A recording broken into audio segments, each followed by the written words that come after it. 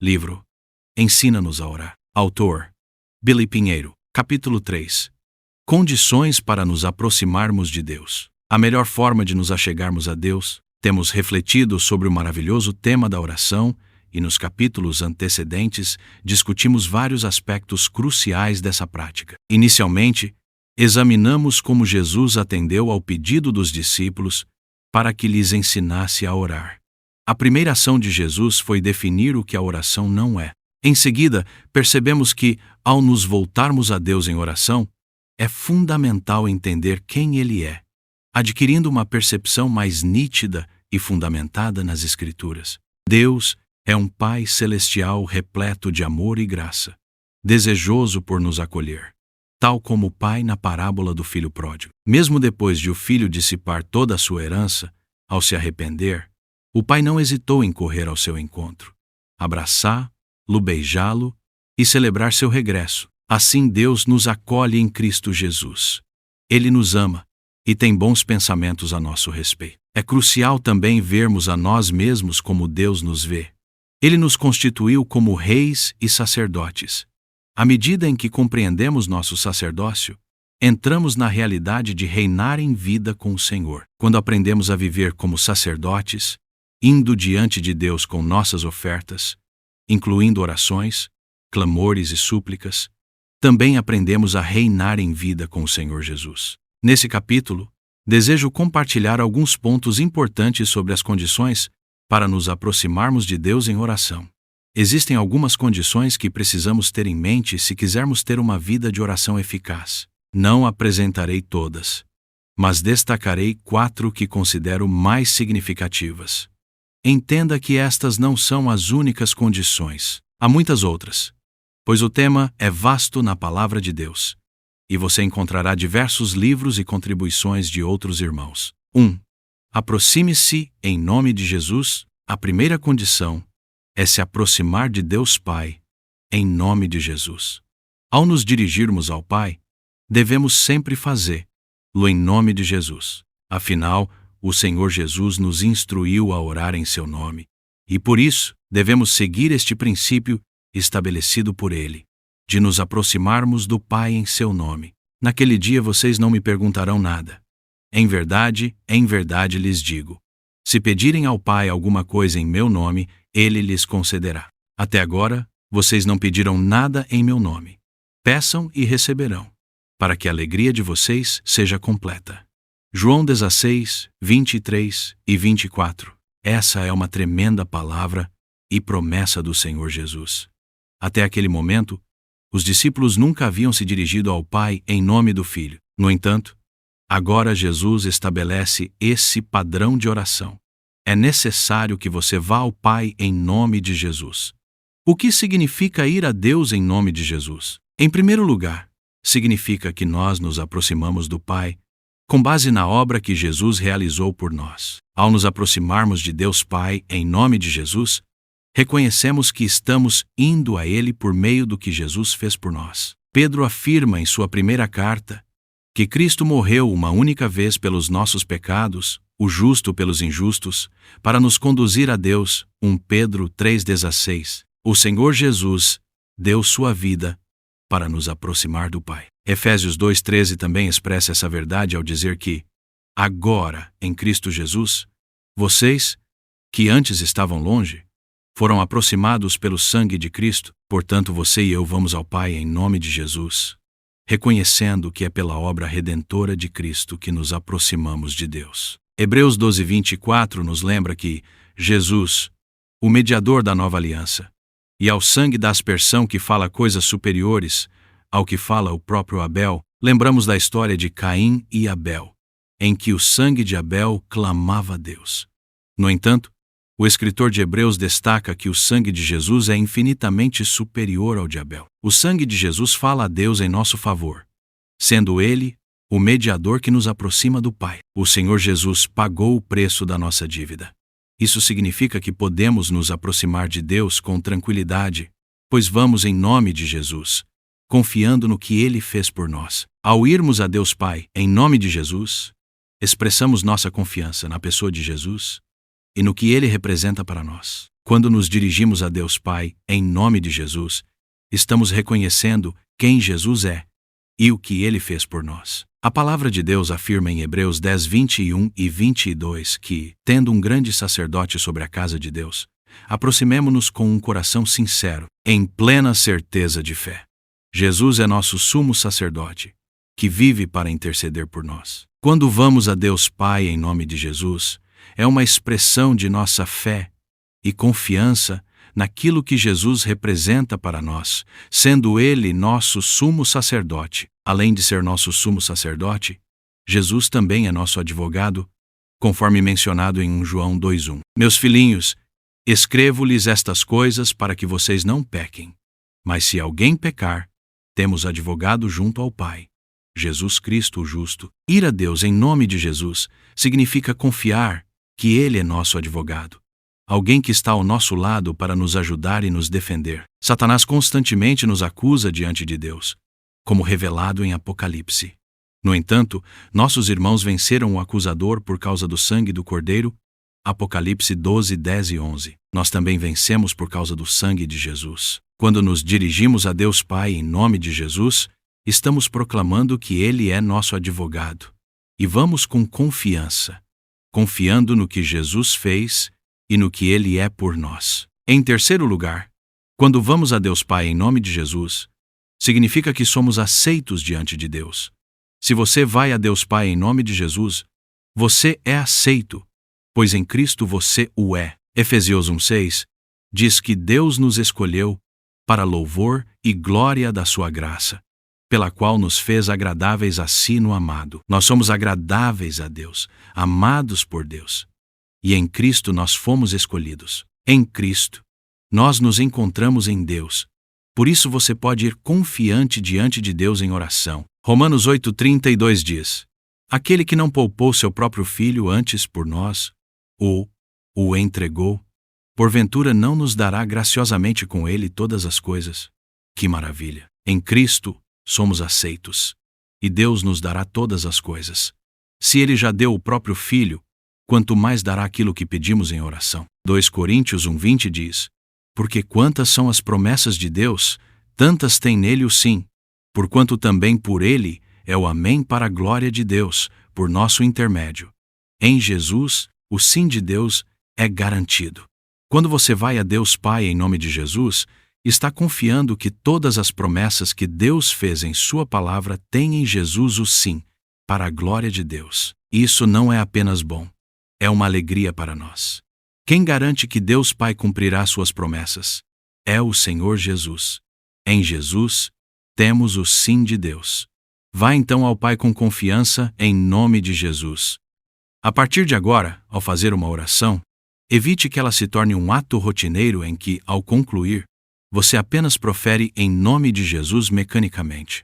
Recordo-me de, na infância, repetir essas palavras automaticamente, sem plena compreensão. Afinal, não captava a razão de se invocar o nome de Jesus ao final da oração, conforme meus pais instruíram. Contudo, hoje, ao orar em nome de Jesus, você tem a oportunidade de aprofundar sua consciência, reconhecendo quem Ele é, o que fez por você e que você deve e pode se aproximar do Pai através de Jesus. 2. Aproxime-se em fé. A condição essencial ao se dirigir a Deus é a fé. Todos nós, ao nos aproximarmos de Deus, o fazemos pela fé. Essa fé não é teórica, teológica ou baseada apenas em livros. É uma fé pessoal, uma confiança real em Deus. Como está dito em Hebreus 11:6, sem fé é impossível agradar a Deus. Além disso, é necessário crer não apenas na existência de Deus, mas também que Ele recompensa aqueles que o buscam. Hebreus 11:6. Aqui reside um desafio para alguns de nós: crer verdadeiramente na recompensa que Deus oferece. Você crê que, ao se aproximar de Deus, Ele te recompensará? Portanto, ao nos aproximarmos de Deus, que seja em fé genuína, reconhecendo sua grandeza, aceitando a obra redentora de Jesus e crendo na recompensa que Ele promete àqueles que o buscam. Este é um aspecto vital da fé que todos precisamos desenvolver. A fé é cultivada em nossos corações principalmente através da exposição à palavra de Deus. Quanto mais ouvimos a palavra, mais nossa fé se fortalece. Orar não se resume a apresentar uma lista extensa de pedidos. É um diálogo com Deus, um momento de conexão e comunhão. Um irmão fez uma comparação bem-humorada. Às vezes nos aproximamos de Deus como se fôssemos a um supermercado, fazendo nossa lista do que precisamos comprar e então vamos ticando item a item. Infelizmente, para muitos de nós, a vida de oração se resume a uma mera lista diante de Deus. Sendo assim, falamos para Ele os itens da lista e pronto, não é mesmo? Mas a vida de oração não é só isso. Orar é falar com Deus, mas é também ouvi-lo. É ouvir sua palavra e deixar que ela transforme o nosso coração. Isso acontece não só ao ler a Bíblia, mas também na nossa comunhão com Deus em oração. Se você medita a palavra de Deus, no momento de oração, Deus vai te lembrar da palavra e falar ao seu coração. Vai vivificar a escritura que você já conhece. Quando Deus fala no seu espírito, isso também produz fé no seu coração. Devemos nos aproximar de Deus em fé, crendo que Ele existe e que Ele recompensa aqueles que o buscam. 3. Aproxime-se com ações de graças, louvor e adoração. Outra condição importante ao nos dirigirmos a Deus é fazê-lo com ações de graças, louvor e adoração. O Salmo 100 nos orienta a entrar pelas portas com ações de graças e nos átrios com hinos de louvor. Isso é ilustrado no Antigo Testamento pelo tabernáculo e pelo templo, onde o sumo sacerdote precisava passar pelos portões, começando com ações de graças e seguindo com louvor, até entrar na presença de Deus, que era manifestada no Santo dos Santos. A nossa vida de oração deve começar sempre com ações de graças.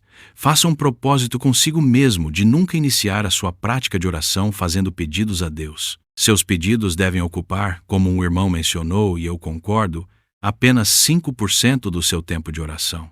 Às vezes, no entanto, nós só sabemos apresentar a Deus uma lista de desejos. Contudo, se você deseja a presença de Deus manifestada em sua vida e em sua comunhão, a vida de oração deve começar com ações de graças. Eu realizei, há algum tempo, um teste comigo mesmo e com os irmãos que se reúnem conosco em nossa casa. Separamos uma semana para fazermos um exercício espiritual, que consistia em fazer uma lista de 10 coisas para agradecer a Deus. Eu, particularmente, ampliei o teste para 20 coisas diárias.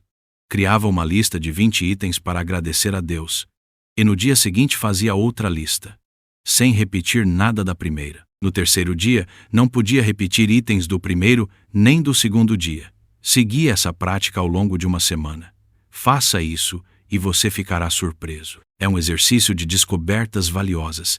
Existem inúmeras razões pelas quais devemos ser gratos. Ao despertar, apenas o ato de respirar já é uma razão para gratidão. Possuir uma cama onde repousar é outro motivo para agradecer. Desfrutar do café da manhã, ter com que nos vestir e até mesmo desfrutar de um banho revigorante também são, sem dúvida, ótimas razões para agradecer ao Senhor. Assim, entre em sua presença com ações de graças. Observe o que Paulo, o apóstolo, diz aos Filipenses. 6. Não fiquem preocupados com coisa alguma, mas em tudo, sejam conhecidos diante de Deus os pedidos de vocês, pela oração e pela súplica, com ações de graças. 7. E a paz de Deus, que excede todo o entendimento, guardará o coração e a mente de vocês em Cristo Jesus.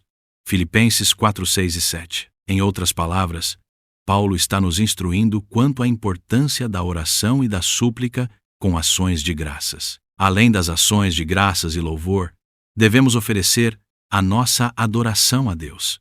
E a adoração não é tanto o que dizemos, mas é uma atitude do nosso coração. Quando observamos no Antigo Testamento, e até mesmo no Novo, adoração é aquela postura em que as pessoas se prostram diante daquele a quem estão adorando, sem dizer uma palavra. É uma atitude do nosso coração que precisamos aprender a adotar diante do Senhor. Enquanto o louvor, por sua vez, é uma atitude expressa através das palavras, pois significa elogio. Adoração é uma postura de coração e que se expressa com o corpo, normalmente prostrado diante de Deus. Precisamos louvar o Senhor pelo que Ele é. Quando louvamos, falamos sobre a grandeza, a magnitude e o poder do Senhor. Já as ações de graças estão relacionadas ao agradecimento pelo que Ele fez por nós. Portanto, o louvor está mais relacionado ao ser de Deus, enquanto as ações de graças estão relacionadas ao que Ele fez por nós. A adoração, por fim, é a sujeição do nosso coração, uma postura que adotamos diante do Senhor. Precisamos compreender essas diferentes dimensões para nos expressarmos de maneira completa diante de Deus. Assim, na sua prática de oração, vá a Deus com ações de graças, louvor e adoração. 4. Aproxime-se, sujeitando sua vontade à vontade de Deus. Em quarto lugar, devemos submeter nossa vontade à vontade do Senhor. Se não adotarmos essa postura, será difícil vermos algumas de nossas orações atendidas. Nossa vontade deve estar alinhada com a vontade de Deus. Sempre que houver conflito entre nossa vontade e a dele, devemos nos submeter ao Senhor Jesus. Ele foi atendido porque era submisso a Deus, como nos diz em Hebreus 5:7, que, durante os seus dias de vida na terra, Jesus ofereceu orações e súplicas, em alta voz e com lágrimas, àquele que o podia salvar da morte e foi ouvido por causa da sua reverente submissão. A expressão reverente submissão, mencionada na NVI, é fundamental. Quando buscamos a Deus em oração, precisamos ter essa atitude de submissão. Você já viu pessoas que tentam impor sua vontade a Deus, determinando o que Ele deve fazer? Nós, como servos, precisamos estar sujeitos à vontade de Deus. Se Deus atendesse a todas as nossas vontades, estaríamos em apuros. Talvez nem estaríamos mais nesta vida. Pessoalmente, reconheço que, se Deus tivesse atendido a todas as minhas vontades, as coisas estariam bem complicadas. Graças a Deus, Ele tem uma vontade soberana para a minha vida, e sou eu que preciso me alinhar a ela. Jesus, quando estava orando, disse: Pai, se queres, afasta de mim este cálice. Contudo, não se faça a minha vontade, e sim a tua. Lucas 22:42, você pode expressar isso da mesma forma. Senhor, faça a tua vontade, não a minha. Esta é uma postura de vida em oração, que começa com essa atitude de submissão, aceitando a vontade de Deus. Quando nos submetemos em amor ao Senhor, compreendemos que a vontade dele é melhor para nós, pois ela é perfeita, boa e agradável. Romanos 12:2. A palavra de Deus afirma que Ele é poderoso para fazer infinitamente mais do que tudo quanto pedimos ou pensamos, conforme o seu poder que opera em nós. Efésios 3:20. Não é maravilhoso? Deus faz muito mais do que podemos pedir ou imaginar. Quando pensamos em nos submeter a Deus, escolhendo a vontade dele em vez da nossa, podemos dizer: Senhor, é a tua vontade que eu quero, não a minha. Esta é a minha vontade, mas eu quero a tua. Às vezes, mesmo não sabendo qual é a vontade de Deus em um assunto específico pelo qual estamos orando, precisamos, ainda assim, nos submeter a Deus. Quando entendemos que Deus tem uma vontade para nós, precisamos lembrar de 3 coisas importantes.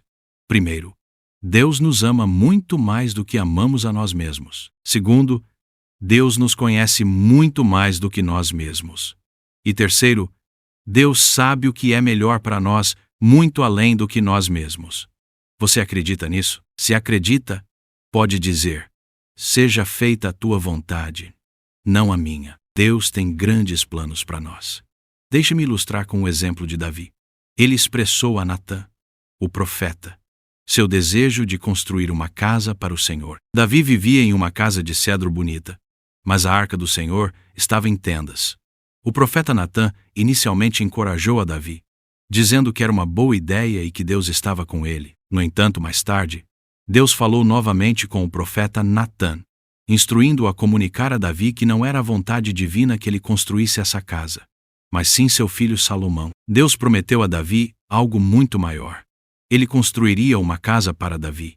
Daria a ele um trono eterno que perduraria para sempre. Davi, que desejava fazer algo para Deus, recebeu uma promessa ainda mais grandiosa. Deus disse a Davi que não seria ele a construir a casa, mas seu filho. Referindo-se a Salomão, Deus transcendeu a história, indicando que o descendente de Davi, o Messias, se assentaria em um trono eterno. Deus afirmou a Davi: quando se cumprirem os seus dias, e você for para junto de seus pais, Então farei surgir depois de você o seu descendente, um dos seus filhos, e estabelecerei o seu reino. Este edificará um templo para mim, e eu estabelecerei para sempre o seu trono.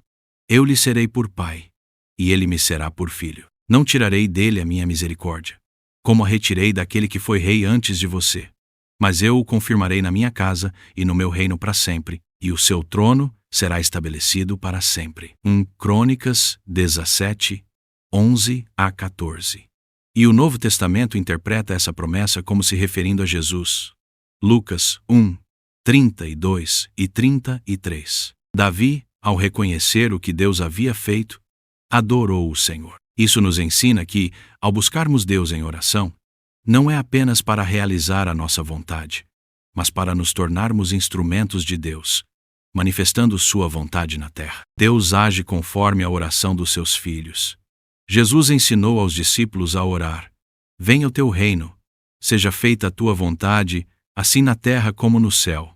Mateus 6, 10. A vida de oração não é apenas sobre Deus atendendo nossos desejos, mas sobre nos tornarmos instrumentos para realizar a vontade divina na terra. Que possamos, através da oração, ser instrumentos de Deus para cumprir seus propósitos aqui na terra. Que isso aconteça em sua vida e na minha.